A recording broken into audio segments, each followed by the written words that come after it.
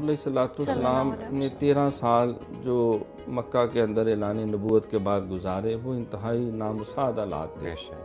اس قدر مسائل تھے، مصائب تھے، آزمائشیں تھیں، تکلیفیں تھیں کہ بہت سارے صحابہ کو آپ کے حکم پہ یا جان اور ایمان بچانے کے لیے ہجرت حبشہ پہ بھیجا گیا.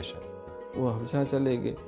پھر ہر آنے والے دن وہ مشکلات مسائل بڑھتے جا رہے تھے، حتیٰ کہ اپنی جان کو، اپنے ایمان کو محفوظ رکھنا جو ہے وہ بھی مشکل ہو چکا تھا. کفار و مشرکین مکہ جو ہے وہ تل گئے تھے کہ اب ان کو نابود کر دے جس طرح بھی ہو.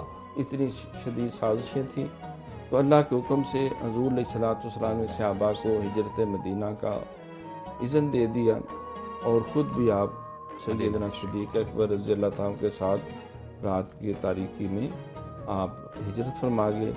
باقی سارے صحابہ بھی آپ کے حکم میں ہجرت کر کے مدینہ شریف آ گئے.